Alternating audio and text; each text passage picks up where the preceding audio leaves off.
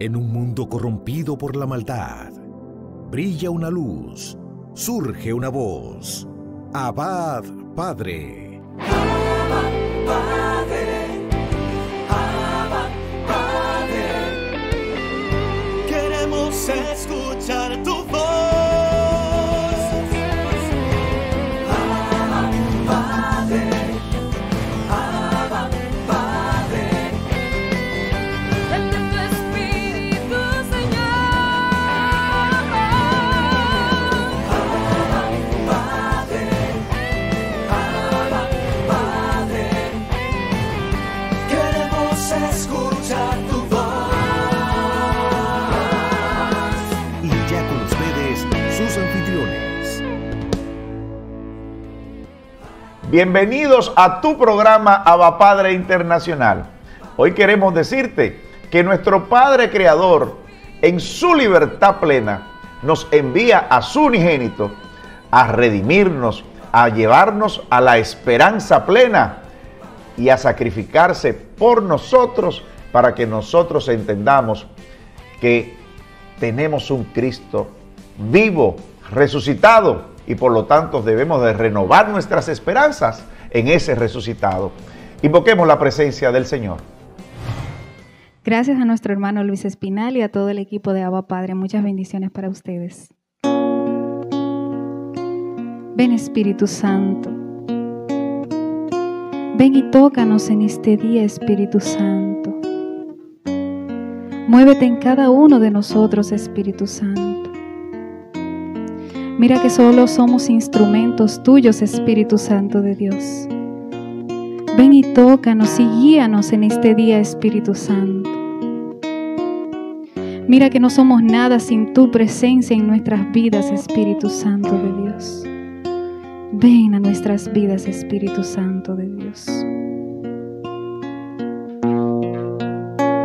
Espíritu de Dios, fuego abrasador,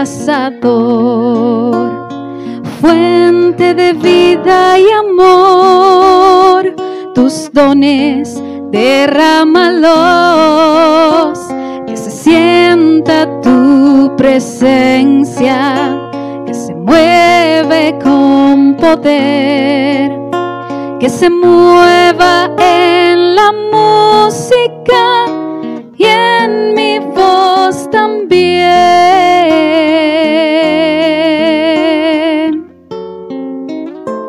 Que todo aquel que escuche sienta tu poder, que abra el corazón y deje que mores en su interior.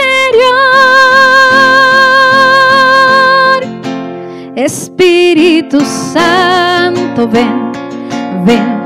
Espíritu Santo, ven, ven. Espíritu Santo, ven a este lugar, ven, que te quiero adorar, que te quiero alabar. Ven a este lugar, que te quiero adorar. Ven, ven, Espíritu Santo, ven, ven. Espíritu Santo, ven, ven. Espíritu Santo, ven a este lugar. Ven, ven y tócanos, Espíritu Santo de Dios. Ven y tócanos, Espíritu Santo. Ven y haznos tu instrumento, Espíritu Santo de Dios. Guíanos, Espíritu Santo. Llénanos de ti, de tu amor, de tu misericordia, Espíritu Santo. Ven, Espíritu Santo, que queremos adorarte, que queremos alabarte, Espíritu Santo de Dios. Ven y visítanos en este día, Espíritu Santo. Ven, Espíritu Santo, ven, Espíritu Santo de Dios. Ven, Espíritu Santo, ven, Espíritu Santo. Que te quiero adorar, Señor, que te quiero alabar, mi Dios. Ven a este lugar, que te quiero adorar. Ven, ven, Espíritu Santo, ven, ven, Espíritu Santo, ven, ven, Espíritu Santo, ven a este lugar, ven, ven. Gracias, Espíritu Santo, por visitarnos en este día. Gracias por tu presencia. Bien, ahora pasamos con nuestro hermano Luis Espinal.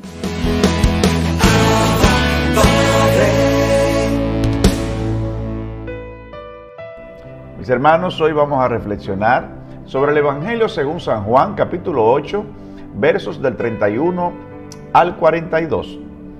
Jesús dijo a aquellos judíos que habían creído en Él: si ustedes permanecen fieles a mi palabra, serán verdaderamente mis discípulos. Conocerán la verdad y la verdad los hará libres. Ellos le respondieron: somos descendientes de Abraham y jamás hemos sido esclavos de nadie. Jesús les respondió: les aseguro que todo el que peca es esclavo del pecado. El esclavo no permanece para siempre en la casa, el Hijo en cambio permanece para siempre. Por eso, si el Hijo los libera, ustedes serán realmente libres. Yo sé que ustedes son descendientes de Abraham, pero tratan de matarme porque mi palabra no penetra en ustedes. Yo digo lo que he visto junto a mi Padre, y ustedes hacen lo que han aprendido de su padre. Ellos le replicaron: nuestro padre es Abraham. Y Jesús les dijo: si ustedes fueran hijos de Abraham, obrarían como él, pero ahora quieren matarme a mí, al hombre que les dice la verdad que ha oído de Dios. Abraham no hizo eso, pero ustedes obran como su padre. Ellos le dijeron: nosotros no hemos nacido de la prostitución, tenemos un solo padre que es Dios. Jesús prosiguió: si Dios fuera su padre, ustedes me amarían, porque yo he salido de Dios y vengo de Él. No he venido por mí mismo, sino que Él me envió. Mis hermanos, esto es palabra del Señor. Hoy, Dios nos recuerda la importancia de nuestra libertad. Nuestra libertad con la que hemos sido creados desde que Él insufló vida en Adán. En el libro del Génesis, cuando se comienza a escribir la historia literaria de la creación de la humanidad. La libertad que han tenido todos los seres humanos para hacer el bien o el mal. Como dice el libro de Deuteronomio, en el capítulo 30, versículo 15, tomar el camino del bien o tomar el camino del mal. Pero tenemos que tener cuidado con esa libertad de tomarla de una manera absoluta. El Catecismo de la Iglesia Católica nos profundiza un poquito más sobre el concepto de la libertad en sus numerales 1739 al 1741. Hoy día, la libertad, cuando es abusada por el mismo ser humano, el abuso de su libertad, ya sea para vanagloriarse, ya sea para buscar poder o placer, lleva normalmente a caer en la tentación del pecado a nosotros los seres humanos. Y esa libertad nos puede salvar si reconocemos que Cristo es el Señor, si tenemos fe, si tenemos esperanza, si tenemos obras, o esa libertad nos puede hundir en el infierno por los pecados que nosotros cometemos. Todavía no se nos ha quitado la gracia mientras estemos respirando de reconciliarnos con Dios y tener entonces y vivir una libertad que nos haga verdaderamente libre en el amor de Jesús. A los ángeles caídos se les quitó la gracia de redimirse, se les quitó la gracia de reconciliarse con su Creador, se les quitó la gracia de volver a la plenitud.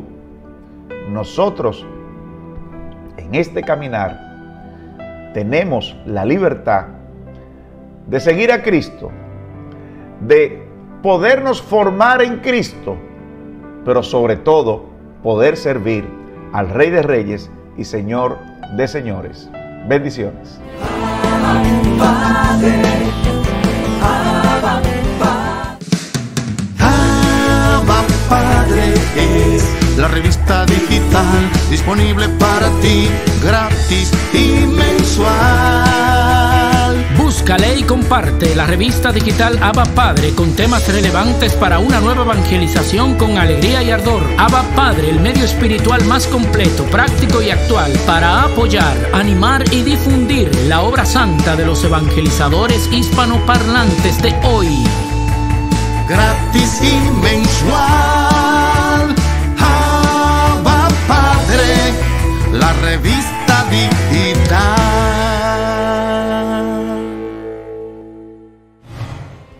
Los santos y santas han sabido transmitir esperanzas de generación en generación después de Cristo de manera especial, donde se cumplen todas las promesas. Ariel Céspedes con el Santo del Día. Bendiciones, mis queridos hermanos y hermanas en el Señor.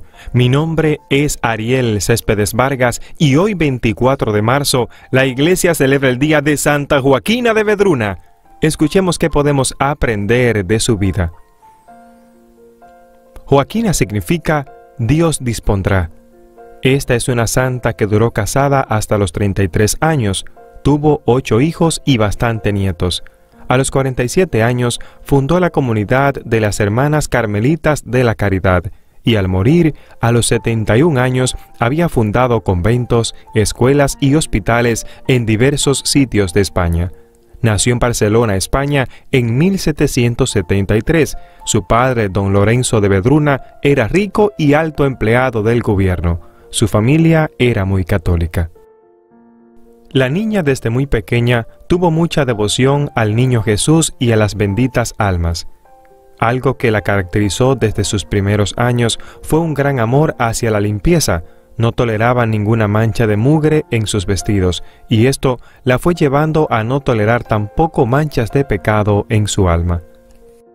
A los 12 años sintió un gran deseo de ser religiosa carmelita, pero las monjitas no la aceptaban porque les parecía muy niña todavía para decidirse por la vocación religiosa.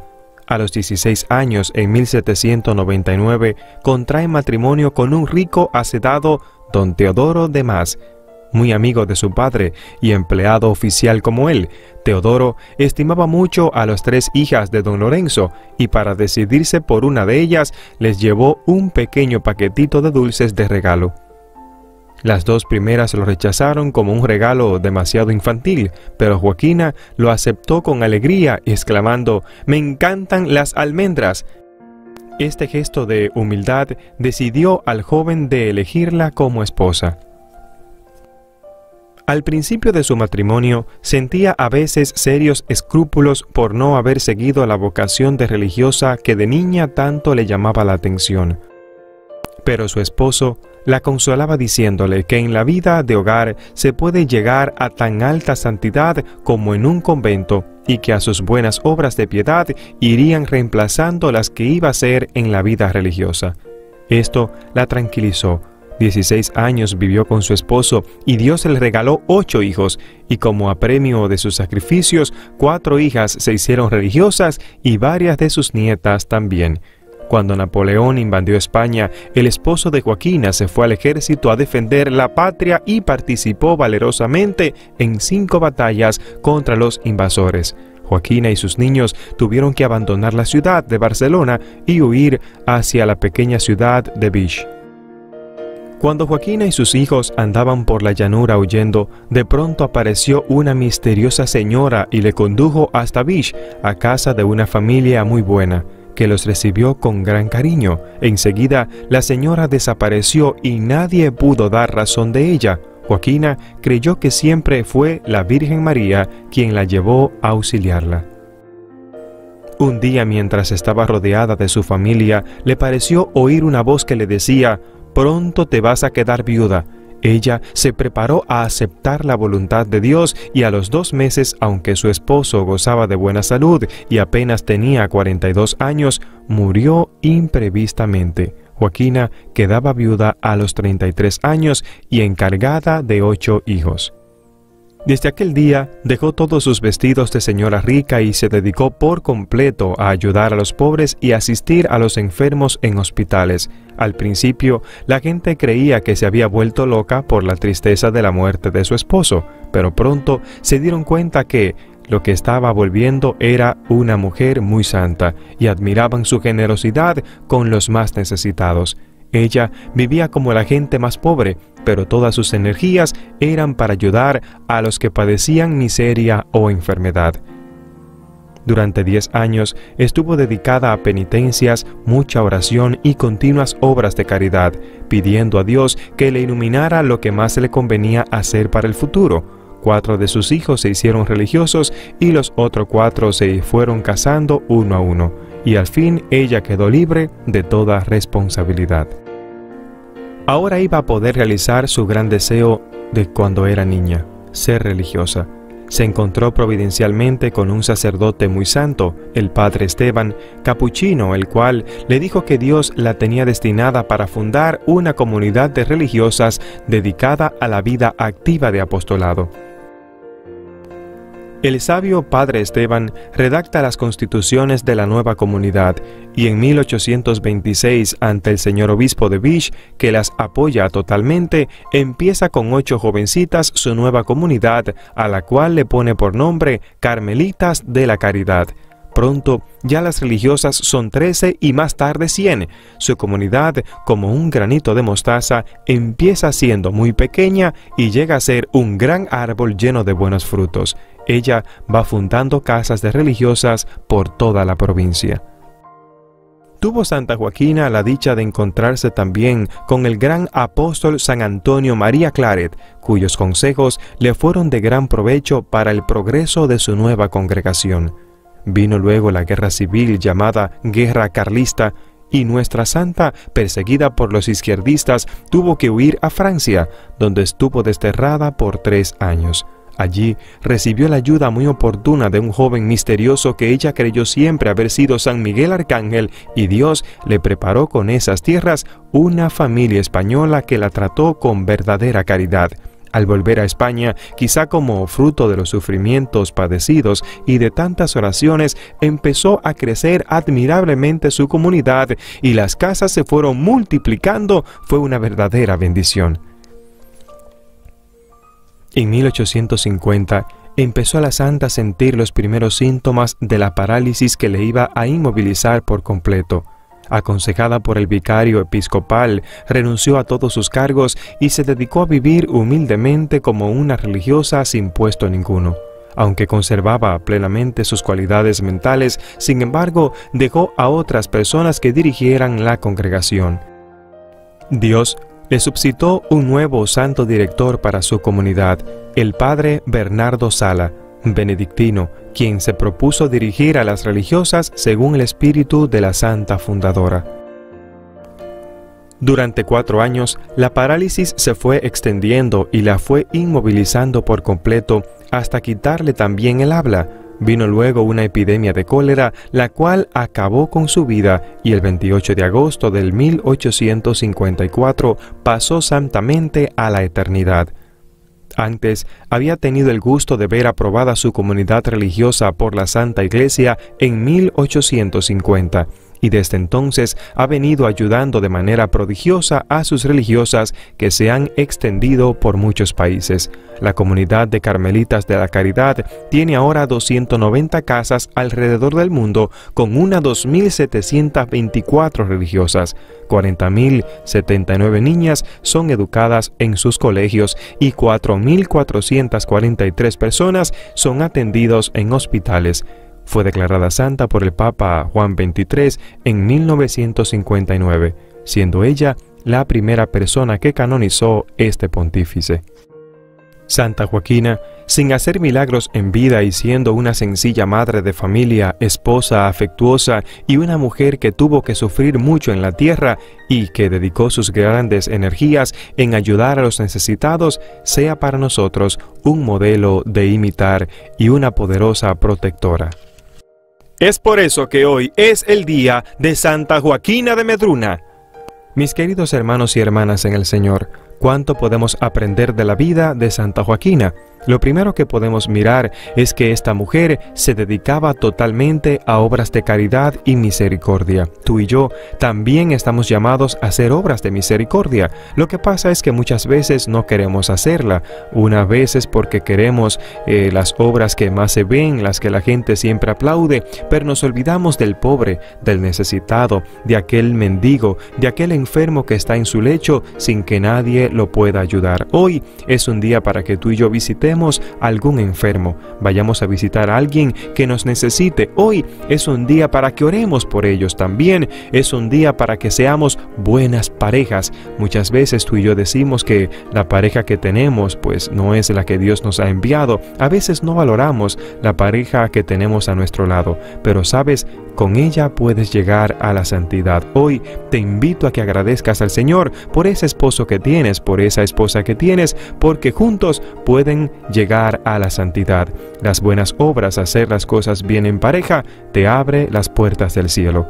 Lo tercero que podemos aprender de la vida de Joaquina es a confiar en el Señor, a amar al Señor, pero no las obras de Dios. Hermanos y hermanas, miren cómo ella, después de haber fundado la comunidad, aunque cayó enferma, pudo prácticamente fácilmente dejar todo en manos de otra persona. ¿Cuánto nos duele a ti y a mí dejar el cargo que tenemos en la iglesia? Cuando de repente nos dicen que ya no podemos predicar, cuando nos dicen que ya no podemos leer, cuando nos dicen que ya no nos toca un cargo en el consejo, cuán bravo nos ponemos, cuántas pataletas hacemos porque creemos que la obra de Dios es nuestra. No, nosotros debemos entender, como dijo la Madre Teresa, que nosotros somos personas que Dios utiliza para su obra, pero que la obra es de Él. Por eso, hoy pidamos al Señor que nos ayude, a imitación de la vida de Santa Joaquina, a hacer obras de misericordia, a visitar a los enfermos, a ser personas de oración, a ser personas, hermanos y hermanas, que miremos el dolor del otro, pero sobre todo que seamos hombres y mujeres que podamos ayudar a los más necesitados, confiando en Dios que siempre está a nuestro lado. Que Dios te bendiga y que Dios te guarde. Gracias por compartir y suscribirte en este canal. Bendiciones.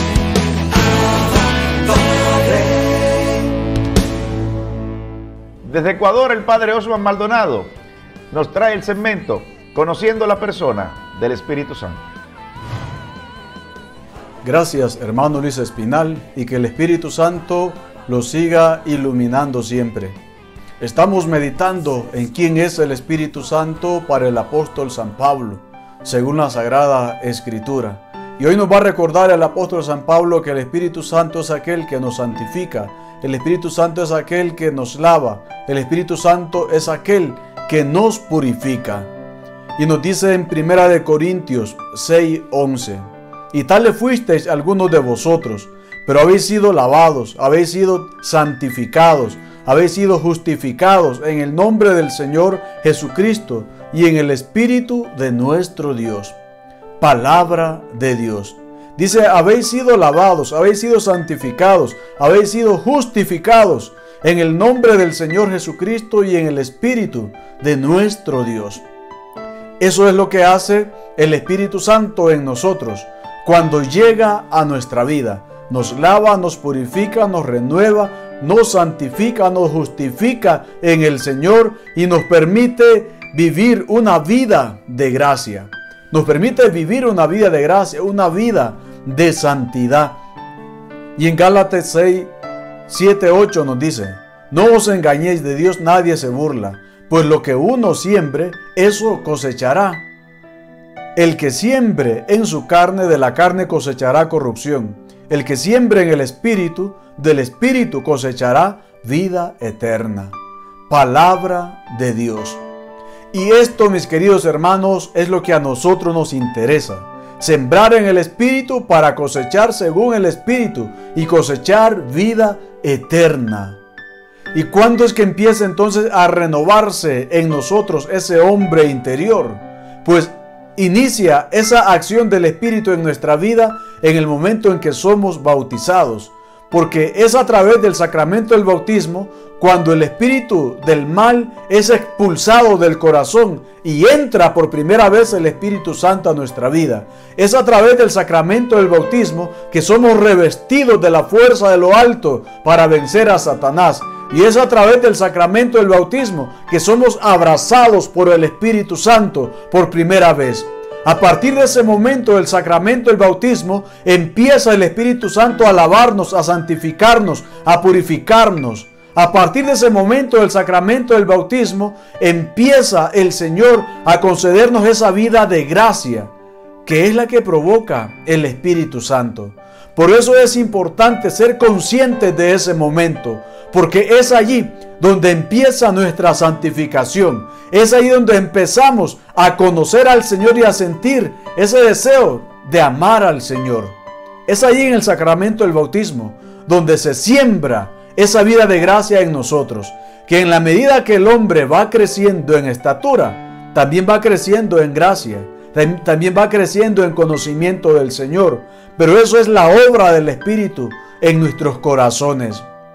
Y pues dice el apóstol San Pablo que el que siembra de la carne cosechará corrupción, pero el que siembra según el Espíritu cosechará vida eterna. Cuando nosotros meditamos la palabra, reconocemos en la vida de los apóstoles que fueron incansables anunciando la palabra del Señor. El apóstol San Pablo fue incansable anunciando la palabra del Señor. No importaba si recibían azotes, no importaba si recibían humillaciones, no importaba si recibían cárceles, si eran presos, si les metían en la cárcel, no importaba si eran despreciados por anunciar a Cristo. Había algo que los impulsaba mucho más allá de su fuerza humana, que los lanzaba, que abría sus labios para proclamar la palabra del Señor. Y eso es el poder del Espíritu Santo cuando transforma un corazón. Cuando somos lavados, purificados, santificados, renovados, como nos recuerda el apóstol San Pablo hoy. Entonces el hombre es movido a dar testimonio del poder de Dios. Y no hay nadie que detenga el poder de Dios. No hay nadie que calle la voz de Dios. No hay nadie que pueda apagar la luz de Dios. Porque está el poder del Espíritu Santo en el corazón del hombre actuando. A través de esa fuerza escondida en lo profundo del hombre, es como también se hace presente a Cristo en medio de los demás. Por eso es importante que cada uno de nosotros pidamos esa gracia de cosechar vida eterna. Pero esa vida eterna se cosecha cuando somos revestidos de la fuerza del Espíritu Santo. Cuando somos transformados por el Espíritu Santo. Efesios 3:16 nos dice: para que os conceda según la riqueza de su gloria, que seáis fortalecidos por la acción de su Espíritu en el hombre interior. Que seamos fortalecidos por la acción del Espíritu en el hombre interior. Pues en nuestra vida siempre hay un punto que es importante, un punto en el cual marca nuestra vida. El primero es el momento del bautismo, cuando somos revestidos por primera vez de esa fuerza del Espíritu Santo. Y ese segundo momento es cuando nos abrimos a la acción del Espíritu Santo. Todos podemos reconocer un antes y un después en nuestra vida cristiana. Antes de conocer al Señor, cómo era nuestra vida. Después de conocer al Señor, cómo es ahora nuestra vida. Antes de participar en un grupo de oración, en algún movimiento de la iglesia, cómo era nuestra vida. Ahora que perseveramos en algún grupo o movimiento de la iglesia, cómo es nuestra vida. A partir de ese momento que el Espíritu Santo irrumpe, entra en nuestra vida, pues se marca una diferencia en nosotros. Se marca un antes y un después. Un antes de conocer al Señor y un después al conocer al Señor. Cuando le permitimos al Espíritu Santo que entre en nosotros, Él siempre seguirá renovándonos y fortaleciéndonos en nuestro interior, para que seamos presencia viva de Cristo Jesús en medio de su pueblo.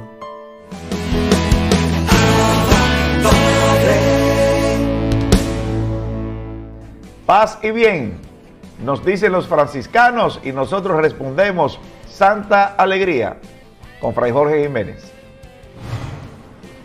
Paz y bien, saludamos al Señor como lo hacía San Francisco de Asís. Te adoramos, Señor Jesucristo, también en todas tus iglesias que hay en el mundo entero, y te bendecimos porque por tu santa cruz redimiste al mundo. Vamos a continuar nuestra reflexión que hemos comenzado en el segmento anterior, dividiéndola en dos momentos. En primer lugar, enfocaremos la temática de la preparación cuaresmal desde una aproximación histórica y luego procuraremos enriquecer la reflexión con una iluminación franciscana. Antes que nada, me parece oportuno comenzar comentando que en sentido propio, no es que la cuaresma de por sí cambie en cuanto a su sentido u orientación por la realidad histórica actual de pandemias que vivimos. Este año, por ejemplo, ya han sido varios los espacios que me han pedido reflexionar sobre cómo vivir la cuaresma en tiempos de pandemia. He procurado insistir en que el sentido propiamente dicho de la cuaresma no cambia, pues la cuaresma como tiempo litúrgico posee siempre un sentido propiamente litúrgico, es preparación pascual, aunque sí podrían cambiar muchas expresiones del modo de orientar y enriquecer la vivencia de esta experiencia litúrgica. En este punto sí resulta vital la situación concreta que vive la persona o la comunidad para que sea una experiencia plena, por lo que la actual pandemia podría resultar, en consonancia con la visión del Papa, también en la encíclica Fratelli Tutti, una ocasión para vivir una cuaresma fructífera, siendo signos vivos de la misericordia de Cristo en nuestra realidad concreta particular. Por ejemplo, la primera cuestión sería identificar el modo directo en que cada persona o comunidad se ha visto afectada por la pandemia, pues esto determinaría mucho el modo de aproximación a la misma. Asimismo, resultaría oportuno identificar los recursos o posibilidades de actuar en el contexto particular de cada persona o comunidad en favor de la propia vida y de la de los demás. De hecho, esta praxis, que podríamos llamar penitencial o de misericordia, estaría ahora condicionada por el contexto actual de pandemia, pero siempre ha de estar contextualizada en una realidad histórica particular, tal y como podría ser nuestra condición de agentes de pastoral. Para estas fechas, por ejemplo, es muy probable que resultemos exigentes con las personas bajo nuestra responsabilidad pastoral, recordándoles las prácticas cuaresmales que deben realizar, pero que nosotros muchas veces descuidamos y no damos el ejemplo. Sin embargo, ya procuraremos más adelante fundamentar mejor la orientación de dicha praxis penitencial o de misericordia. Retomemos ahora el tema del sentido litúrgico de la cuaresma desde un enfoque histórico. Pues me parece importante insistir que en sus inicios el sentido litúrgico de la cuaresma ha estado bien integrado y asumido, no solo a nivel formal, sino también en su misma vivencia espiritual, pero que fueron introduciéndose pequeñas tradiciones que tienden a reducir la espiritualidad cuaresmal a la intensificación de prácticas penitenciales desconectadas del sentido litúrgico de ser participación anticipada de la celebración del misterio pascual íntegro, es decir, comprendido como pasión, muerte y resurrección de Jesús. Y es que en estas pequeñas tradiciones se enfatiza sobre todo en la idea de preparación cuaresmal el desarrollo o exigencia de las propias capacidades como garantía de perfección ascética o como medio de satisfacción sacrificial. Así pues, la cuaresma nace, al menos en germen, con un claro y bien definido sentido litúrgico. De hecho, nace como ayuno pascual, nace como un ayuno de tipo sacramental y escatológico, más que ascético. Era el ayuno de los días viernes y sábado previos al domingo de Pascua, al domingo de Resurrección. El sentido entonces de este ayuno era pascual, como participación en el misterio pascual de Cristo y de espera de su retorno glorioso. Luego irá integrando también un sentido ascético este ayuno cuando empieza a prolongarse. Primero por una semana, ahí la idea de la Semana Santa, y más tarde por 3 semanas. Aquí es muy difícil la precisión de fechas, incluso en las pocas fuentes conservadas. También hay que tomar en cuenta que según los lugares tenían variaciones las actividades litúrgicas. Pero sí resulta muy interesante comentar que en el siglo III se hacía coincidir el ayuno de 3 semanas con la preparación catecumenal de los que iban a bautizarse en la Pascua, por lo que este tiempo de ayuno ya ha integrado la orientación de preparación catecumenal.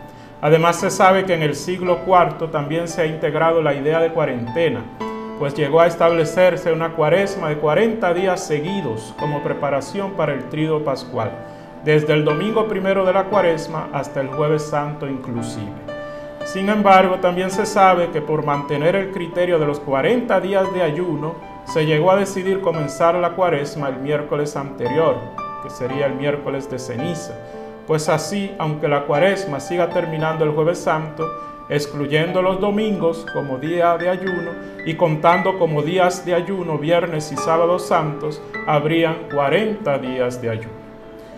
Quizás de este rápido y escueto recorrido histórico de los inicios de la cuaresma, lo más importante no sea identificar de dónde proviene la idea de asociar la cuaresma a 40 días seguidos o no, y si estos son de ayuno o no, sino valorar el sentido de la cuaresma como preparación y participación anticipada de la celebración del misterio pascual de Jesús. Más que quedarnos en lo formal del asunto, el tema de los 40 días, hemos de insistir en mantener siempre vivo el sentido y orientación de la preparación cuaresmal en el misterio pascual íntegro. Hago este comentario porque recuerdo haber escuchado en una homilía no hace tanto tiempo cómo el predicador se confundía intentando identificar los 40 días de la cuaresma, pues terminó quitándole a la cuaresma los días de la Semana Santa que le pertenecen. A mi juicio, la mejor guía para conservar siempre vivo el sentido litúrgico de la cuaresma es la misma liturgia de la Iglesia, específicamente la liturgia de los domingos de cuaresma con su clara orientación catecumenal. Por ejemplo, las lecturas tomadas del Antiguo Testamento muestran esa secuencia pedagógica de cómo Dios fue obrando la salvación a través de la historia, que encontrará su momento culminante en el misterio pascual de Cristo. Asimismo, los evangelios poseen su propia dinámica, que puede variar según los ciclos, pero siempre introduciendo los temas y símbolos vinculados al misterio pascual y al sacramento del bautismo que nos inserta en dicho misterio. De hecho, los evangelios de los domingos ayudan muchísimo a orientar una preparación cuaresmal en vista de una participación en el misterio pascual íntegro, sin descuidar ni la dimensión oblativa de la pasión y muerte, ni la dimensión gloriosa y portadora de esperanza de la resurrección. Por decir un ejemplo específico, el episodio de la transfiguración del Señor proclamado en el segundo domingo de Cuaresma manifiesta en cierto modo la manera como Jesús fue preparando a sus apóstoles para la experiencia pascual de su pasión, muerte y resurrección. Retomando y concluyendo nuestra aproximación histórica a la Cuaresma como tiempo de preparación pascual, resulta conveniente insistir en el descuido de la dimensión sacramental que sufrió la vivencia de la espiritualidad cuaresmal a lo largo de los siglos, ayudado quizás por la práctica desaparición en la vigilia pascual del bautismo de adultos y del rito de reconciliación de los penitentes públicos. De ahí que el Concilio Vaticano II reaccionase y, sin desvalorizar el tema penitencial, aunque enriqueciéndolo a través de la profundización en la dinámica existencial de la conversión, tanto a nivel personal como comunitario, procurase también recuperar el énfasis en la dimensión sacramental de la preparación cuaresmal, tal y como ha quedado de manifiesto en la reforma litúrgica postconciliar. Por ejemplo, nos dice Sacrosanctum Concilium número 109. Puesto que el tiempo cuaresmal prepara a los fieles, entregados más intensamente a oír la palabra de Dios y a la oración, para que celebren el misterio pascual, sobre todo mediante el recuerdo o la preparación del bautismo y mediante la penitencia, dese particular relieve en la liturgia y en la catequesis litúrgica al doble carácter de dicho tiempo. En cuanto a la iluminación franciscana, no abordaremos el tema de cómo San Francisco de Asís vivía la preparación cuaresmal de la Pascua, sobre todo porque no hay mucha información al respecto. Incluso sus biógrafos resaltan más algunos episodios o referencias en el contexto de otras cuaresmas en preparación a fiestas litúrgicas de menor relevancia. En este ámbito litúrgico quizás Francisco fue hijo de su época, en el sentido de no aportar originalidades o particularidades litúrgicas más allá del rezo del oficio de la pasión que compuso para su piedad personal a partir de salmos bíblicos y con algunos añadidos suyos. Asimismo, tal y como era su costumbre, se mantuvo siempre muy interesado en obedecer las directrices de la Iglesia, incluyendo las de carácter litúrgico, pues además procuró no ser asociado a los grupos heréticos y contestatarios de la Iglesia que proliferaban en la época, sobre todo después de las reformas litúrgicas promovidas por el Concilio de Letrán IV de 1215. La figura de Francisco puede servirnos de iluminación en particular por la doble dimensión de su espiritualidad, que se caracterizó por ser eminentemente penitencial y a la vez litúrgica. Francisco fue un enamorado de Cristo y en la liturgia profundizó en el conocimiento de Cristo y en la obra de la salvación divina que alcanza su momento culminante en el misterio pascual de Cristo. En cuanto a la dimensión penitencial, resulta más difundido el énfasis de Francisco en temas como la austeridad de vida y la mortificación corporal, aunque no tanto que siempre haya integrado estas dimensiones en conexión con su vocación evangélica al seguimiento de Cristo y comprendiendo la penitencia o conversión no como el fruto del esfuerzo humano, sino como una gracia divina que mueve a la persona interior y exteriormente en la dinámica del amor y la misericordia.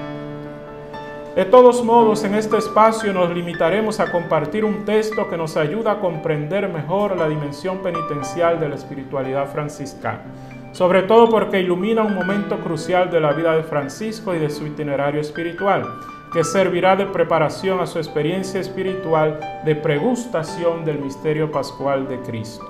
Me refiero al relato de la verdadera alegría, cuya versión más difundida, pero menos antigua, se encuentra recogida en las florecillas de San Francisco. Aquí compartimos la versión más antigua, pero recuperada apenas en el siglo pasado, que goza de mayor autenticidad y que no pretende mostrar un carácter autobiográfico, sino que plasma claramente que el relato consiste en una parábola ejemplar elaborada por San Francisco para transmitir una enseñanza a sus frailes. Ciertamente el relato refleja una realidad y un contexto vivido por San Francisco en los últimos años de su vida, sobre todo en los años próximos a la experiencia de la estigmatización en el Monte Alberni en 1224. Es el momento en que, debido al crecimiento acelerado en número de la orden y al ingreso en gran cantidad de frailes nobles y doctos, la orden va adquiriendo un perfil más ajustado al de las demás órdenes establecidas en la Iglesia y orientadas a servir a los intereses o desafíos de la misma, distanciándose un poco de las intuiciones originarias de San Francisco, o al menos de las expresiones exteriores de estas asumidas en los inicios. En esta situación Francisco va a experimentar, incluso ya después de haber confiado el cuidado directo de la orden tanto a otros frailes en el gobierno general como a un cardenal protector nombrado por el Papa, la fuerte tentación de aislarse de los frailes y dedicarse a actividades más bien de índole eremítico. Pero terminará superando esta tentación y se mantendrá vinculado a la fraternidad e interesado tanto en su proceso de desarrollo como en la vivencia en común de la vocación minorítica compartida. Presentamos el texto del relato de la verdadera alegría y luego unas reflexiones finales. Él mismo, Fray Leonardo, gracias a quien se ha recuperado esta versión del relato, refirió allí mismo que un día el bienaventurado Francisco, en Santa María, la Porciúncula, llamó a Fray León su secretario. Escribe, dijo Francisco, cuál es la verdadera alegría. Viene un mensajero y dice que todos los maestros de París han venido a la orden. Escribe, no es la verdadera alegría. También todos los prelados ultramontanos, arzobispos y obispos. También que el rey de Francia y el rey de Inglaterra. Escribe, no es la verdadera alegría. También que mis frailes se fueron a los infieles y los convirtieron a todos a la fe. También que tengo tanta gracia de Dios que sano a los enfermos y hago muchos milagros. Te digo que en todas estas cosas no está la verdadera alegría. Pero ¿cuál es la verdadera alegría? Vuelvo de Perusa y en la noche espesa llego acá, a la Porciúncula, y es el tiempo lodoso del invierno y tan frío que se producen carámbanos con el agua fría congelada en los bordes de la túnica y golpean siempre las piernas y mana la sangre de tales heridas. Y totalmente dentro del lodo y del frío y del hielo llego a la puerta. Y después que por largo tiempo golpeé y llamé, viene el hermano y pregunta, ¿quién es? Yo respondo, Fray Francisco, y él dice, vete, no es hora decente de andar de camino, no entrarás. E insistiendo yo de nuevo responde, vete, tú eres un simple y un idiota, ya no vienes con nosotros. Nosotros somos tantos y tales que no necesitamos de ti. Y yo de nuevo estoy de pie a la puerta y digo, por amor de Dios, recogedme esta noche. Y él responde, no lo haré, vete al lugar de los crucíferos y pide allí. Te digo que si tuviere paciencia y no me turbare, que en esto está la verdadera alegría y la verdadera virtud y la salvación del alma. En la primera parte de este relato podemos identificar las que serían las grandes tentaciones de San Francisco o de la Orden, muy similares quizás a las de índole mesiánico que Jesús vence en los Evangelios y cuyo episodio proclamamos los primeros domingos de Cuaresma. Son quizás para San Francisco los mayores símbolos de poder y de prestigio, los maestros de París, los prelados ultramontanos, los reyes de Francia e Inglaterra, son a su vez de las gracias y proezas más altas, conversión de todos los infieles, sanación de enfermos y otros milagros. Ahí podemos probablemente también encontrar nuestras propias grandes tentaciones.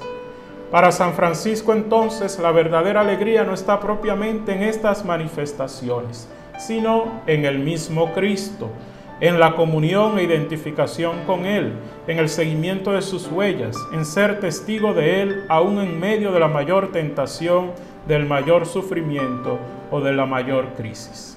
San Francisco, que atraviesa la gran tentación a apartarse de sus hermanos por la incomprensión y el rechazo de estos, encuentra la verdadera alegría no en hacer valer su autoridad o en imponerse por la fuerza a sus hermanos, sino en la aceptación con paz de estos y en la búsqueda de vivir el amor fraterno y la misericordia con ellos, así como lo hizo Jesús en los momentos de su pasión y muerte, cuando su sufrimiento, tanto interior como físico, estaba siendo movido por su amor salvífico o resultaba consecuencia de este. Pero no es que la identificación con Jesús solo ha de manifestarse en el sufrimiento interior o físico. De hecho, este adquiere sentido al resultar una consecuencia de la identificación con Jesús en la praxis del amor fraterno y de la misericordia. Es entonces en la misericordia donde se manifiesta la conversión o adhesión a Cristo. Y de ahí que San Francisco concluyera el relato señalando que en el seguimiento de Jesús encontramos la salvación. Concluimos pues esta reflexión destacando cómo esta mirada de San Francisco, que contempla el seguimiento de Jesús como fuente de alegría y de salvación, nos permite comprender cómo su visión del misterio pascual siempre resulta íntegra y por ende portadora de esperanza. Así también ha de estar orientada nuestra preparación cuaresmal para la celebración del misterio pascual de Jesús. Paz y bien.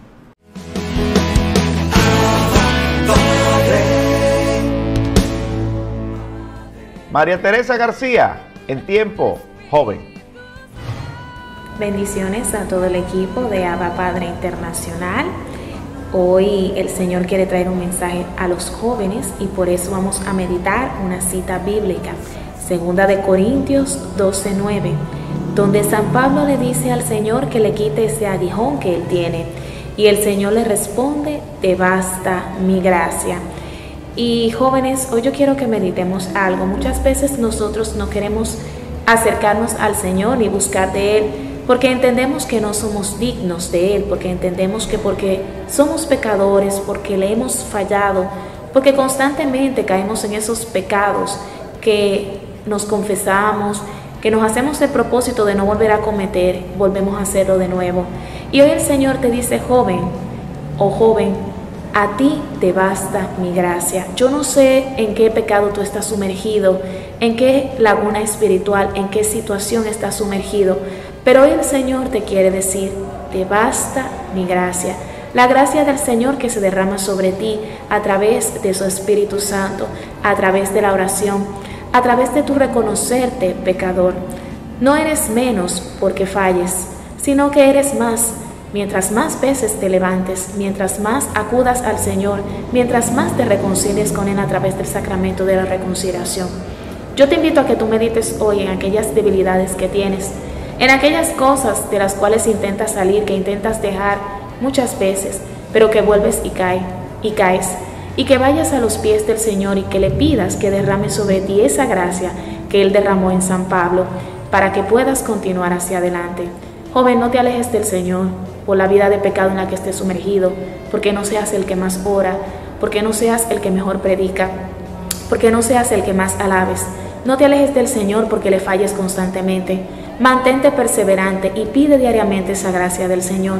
Créeme que si te reconoces pecador, si reconoces tu debilidad y la pones en las manos del Señor, su gracia te va a acompañar día a día y te va a dar esa fortaleza que tú necesitas para que te mantengas activo, constante y perseverante.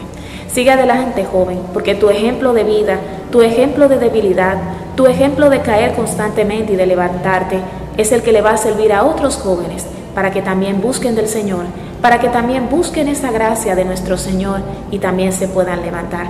Que el Señor te bendiga grandemente, que su Espíritu Santo te acompañe y que la gracia del Señor te fortalezca y que te levante como San Pablo, para que sigas en pie de lucha, hacia adelante, luchando y mirando hacia el futuro. Que el Señor te bendiga, joven. Así despedimos nuestro programa de Abba Padre Internacional, recordándoles a ustedes que Abba Padre Internacional le va a ceder a la Renovación Carismática Católica durante la Semana Mayor las reflexiones de Semana Santa. Durante toda esa semana, nuestro programa Abba Padre Internacional se une a la Renovación Carismática en el Espíritu Santo desde la República Dominicana para cada día, desde el domingo de Ramos hasta el sábado santo, vamos a tener una prédica diferente, interesantísimas, para que ustedes se puedan sumergir en el corazón de la Semana Mayor, y el domingo de Resurrección terminaremos con un concierto maravilloso.